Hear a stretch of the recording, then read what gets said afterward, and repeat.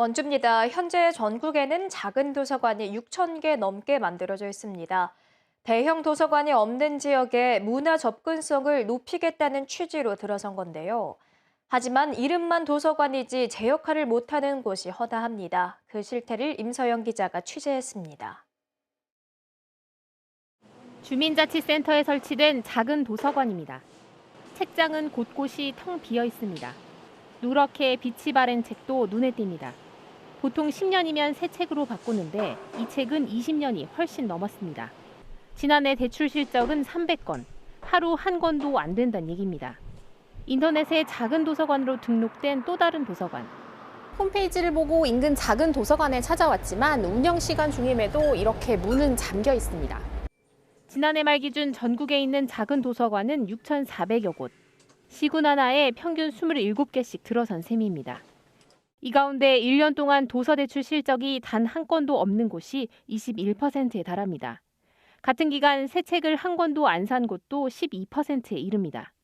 운영을 하려면 일하는 사람이 있어야 되는데 그게 가장 없었어요. 저희는 거의 자원봉사자들 위주로 여기를 운영하다 보니까 이렇다 보니 전국 작은 도서관의 절반 정도가 지난해 정부 평가에서 최하위 등급인 D와 F를 받았습니다. 책과 관련된 소모임이라든지 문화 프로그램 이런 것들도 이렇게 좀 참여할 수 있는 그런 기회가 좀 확대되었으면 하는 바람이고 부실 운영이 계속되면서 폐업이나 휴관하는 작은 도서관이 2019년 600여 곳에서 지난해엔 1,300여 곳으로 2년 만에 2배 넘게 증가했습니다. 하지만 없어지는 만큼 새 도서관이 계속 들어서는 탓에 전체 작은 도서관 숫자는 줄지 않고 있습니다.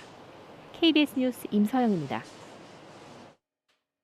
영월구는 오늘부터 이틀 동안 영월읍 스포츠파크 실내체육관에서 2022 취업 박람회를 엽니다. 이 행사엔 탑스탄, 동강시스타 리조트 등 영월 소재 기업 20곳이 참여합니다.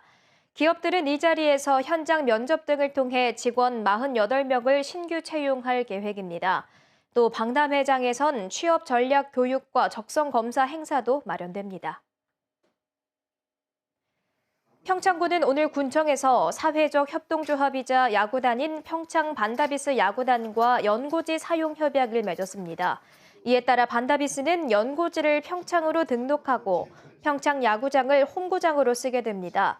반다비스는 2018 평창 패럴림픽의 상징 캐릭터 반다비에서 이름을 딴 것으로 지난해 야구단으로 출범했습니다. 지금까지 원주였습니다.